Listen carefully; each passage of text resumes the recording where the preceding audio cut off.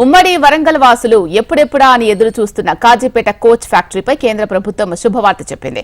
విభజన హామీలో కేంద్ర ప్రభుత్వం మరో హామీని నెరవేర్చింది. కాజీపేటలో రైల్వే మ్యానుఫ్యాక్చరింగ్ యూనిట్ ఏర్పాటు చేస్తూ కీలక నిర్ణయం తీసుకున్నారు.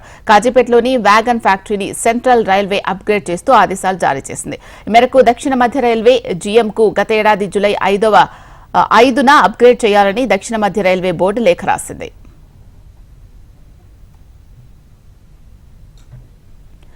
కాగా అప్గ్రేడ్ చేసిన యూనిట్ లో హెచ్ఎల్బీ ఈఎంయూ కోచ్లు తయారు చేసేందుకు అనుగుణంగా యూనిట్ ను అభివృద్ది చేయాలని ఏడాది సెప్టెంబర్ 9న రైల్వే బోర్డు ఆదేశాలు ఇచ్చింది. కాజీపేట రైల్వే మ్యానుఫ్యాక్చరింగ్ యూనిట్ లో ఎల్హెచ్బీ ఈఎంయూ కోచ్ల తయారీకి సంబంధించిన సౌకర్యాలు అభివృద్ది చేసేందుకు ప్రణాళిక సిద్దం చేయాలని రైల్వే బోర్డు సూచించింది. విభజన హామీల అమలుపై తెలంగాణ అధికారులు కేంద్ర అధికారులతో హోంశాఖ నిర్వహించిన సమావేశంలో ఈ విషయం తెలిసిందే. కోచ్ ఫ్యాక్టరీ కోసం ఇక్కడి ప్రజలు ఉద్యోగులు ఏళ్ల తరబడి ఉద్యమిస్తున్నారు. 2014లో ఏపీ విభజన చట్టంలో కోచ్ ఫ్యాక్టరీ ఏర్పాటుకు కేంద్ర ప్రభుత్వం ఆమోదం తెలిపింది. 2023లో వ్యాగన్ తయారీ పరిశ్రమపై ప్రకటన చేశారు. 11 సంవత్సరాల మోడీ గారి పరిపాలనలో సమగ్రంగా తెలంగాణ అభివృద్ధికి ఆలోచన చేసి హైదరాబాద్ నుంచి వరంగల్కు 2000 కోట్ల రూపాయలతో రహదారి, జాతీయ రహదారి ఏర్పాటు.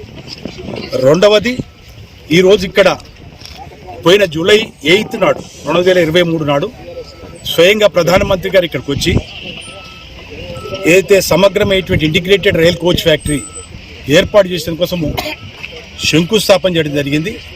ఇవాళ అన్ని విధాల రైల్ ఇంజన్, రైల్ బోగీస్, దాంతోపాటు వ్యాగన్స్, అన్ని రిపేర్స్, మ్యానుఫ్యాక్చరింగ్ ఇంటిగ్రేటెడ్ ఫ్యాక్టరీ మొత్తం దేశం మొత్తం మీద 3 ఉన్నాయి ఇప్పటికి. కపుర్తలా, మద్రాస్, ఉత్తరప్రదేశ్లోని రాంపూర్, ఇది 4వది అయితే. మరోవైపు దక్షిణ భారతదేశానికి గేట్ వేగా ఉన్న కాజీపేట జంక్షన్ ను డివిజన్ గా చాలా ఏళ్లుగా డిమాండ్ చేస్తూ ఉన్నారు. ఉత్తర దక్షిణ ధృవాలను అనుసంధానం చేయడంతో పాటు బొగ్గు రవాణాకి కీలకంగా మారింది. కాజీపేట జంక్షన్ డివిజన్ గా ఏర్పాటైతే దాదాపు 60,000 మందికి ప్రత్యక్షంగా పరోక్షంగా ఉపాధి లభిస్తుందని అంచనా వేస్తున్నారు అధికారులు.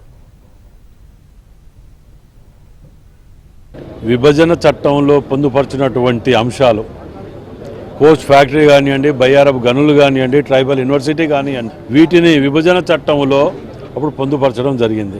మరి 10 ఏళ్ళు బీజేపీ బీఆర్ఎస్ అధికారంలో ఉన్న మాటల గారెడతోటి, మాటలతోటి కడుపులు నింపి అవతల పడ్డారు.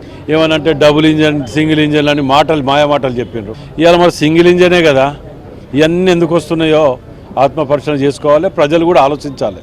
ఒక విజన్ అనేది ఉండాలి, పట్టుదల ఉండాలి. మా ముఖ్యమంత్రి రేవంత్ రెడ్డి గారికి పట్టుదల ఉన్నది. విభజన